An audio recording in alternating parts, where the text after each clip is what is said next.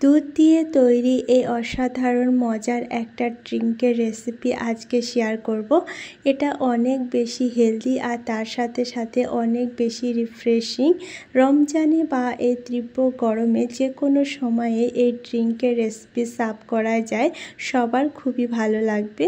প্রথমে এখানে নিয়ে নিয়েছি বাদাম, আর বাদামটা ভিজিয়ে রাখবো গরম জলে 5 মিনিটের জন্য। খোসাটাকে ছাড়িয়ে নিতে হবে।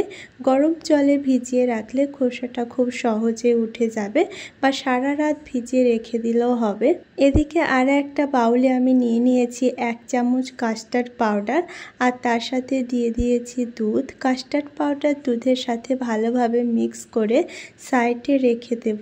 কাস্টার্ড পাউডারটা ফ্লেভারের জন্য ব্যবহার করছি। আর এখানে নিয়ে নিয়েছি সাবচা সিডস। সাবচা সিডস অনেক বেশি হেলদি হয়, আর তার সাথে সাথে অনেক বেশি রিফ্রেশিং করে, তাই এখানে সাবচা সিডস ব্যবহার করেছি। এর জায়গায় চায়া সিডসও ব্যবহার করা যাবে। আর বাদামটা এখন ভিজে গেছে, খুব ভালোভাবে খোসাটাকে ছাড়িয়ে নেওয়া যাবে।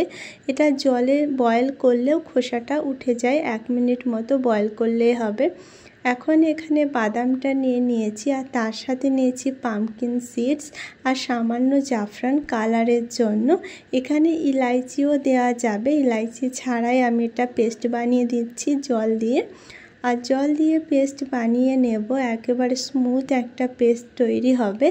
এলাইচি আমি পরে ব্যবহার করব দুধের সাথে। তো খুব সুন্দর একটা পেস্ট তৈরি হয়ে গেছে, এটা সাইডে রেখে দিচ্ছি।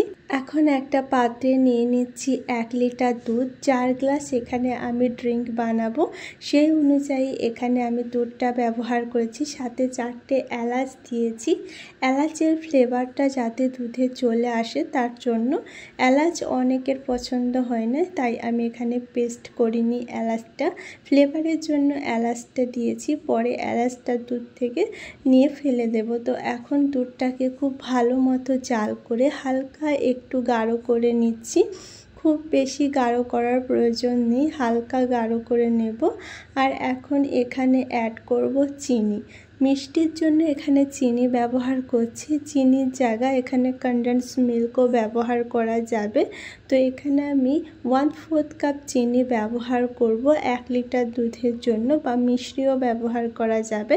এখানে চিনি দিয়ে দিয়েছি। চিনি দেওয়ার পর এখানে বাদামের যে পেস্টটা বানিয়ে রেখেছি, সেই পেস্টটাও এখানে অ্যাড করছি। বাদামের পেস্টটা দেওয়ার পরে ভালোভাবে আরও 2 মিনিট ধরে নেড়ে চেড়ে আর একটু জাল করে নিচ্ছি। কাস্টার্ড পাউডারটা একেবারে শেষে ব্যবহার করব। এলাচের ফ্লেভারটা দুধে চলে এসেছে, তো এলাচগুলো এখন ফেলে দিচ্ছি এখান থেকে। আর এখানে কাস্টার্ড পাউডারটা ব্যবহার করছি। কাস্টার্ড পাউডারটা নিচে বসে যায়, তাই একবার ভালো মতো মিক্স করে এখন দুধে অ্যাড করছি। এখানে আমি 1 চামচ কাস্টার্ড পাউডার ব্যবহার করেছি। খুব বেশি কাস্টার্ড পাউডার ব্যবহার করলে ভালো লাগবে না, আর এটা অনেক ঘন হয়ে যাবে। তো খুব বেশি এটাকে ঘন করব না, যেহেতু এটা একটা ড্রিঙ্ক, তাই পাতলায় বেশি ভালো লাগবে। এখন এটা খুব ভালো মতো জাল করে নিয়েছি, এর বেশি আর জাল করার প্রয়োজন নেই। এখন এটাকে নামিয়ে পুরোপুরি ঠান্ডা হওয়ার জন্য রেখে দিতে হবে। আর ঠান্ডায় এই ড্রিঙ্কটা সার্ভ করলে বেশি ভালো লাগবে। তো দুধটা খুব ভালো মতো জাল করা হয়ে গেছে। এখন এটাকে একটা বাউলে নামিয়ে নিচ্ছি, আর ফ্রিজে রেখে দিচ্ছি ঠান্ডা হওয়ার জন্য। সাবচা সিডগুলো খুব ভালো মতো একবারে ফুলে উঠেছে, খুব ভালো মতো শোক হয়ে গেছে। তো এখানে দিয়ে দিচ্ছি গ্লাসে 2 চামচ সাবচা, আর তার সাথে সাথে এখানে দিয়ে দিচ্ছি দুধের মিশ্রণটা। আর এই শরবতটা এখন রেডি।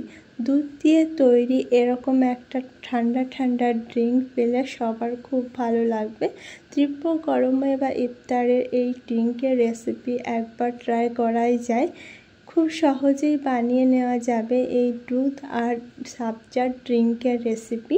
উপর থেকে এখানে কিছু ড্রাই ফ্রুটস দিয়ে এগুলোকে সার্ভ করব, তাহলে দেখতে আরও বেশি ভালো লাগবে, আর তার সাথে সাথে আরও বেশি হেলদিও হয়ে যাবে। আজকের রেসিপি যদি কোথাও ভালো লেগে থাকে অবশ্যই একটা লাইক করো, আর এরকম মজার ইজি আর হেলদি রেসিপি দেখার জন্য কুক 18 চ্যানেল সাবস্ক্রাইব করো।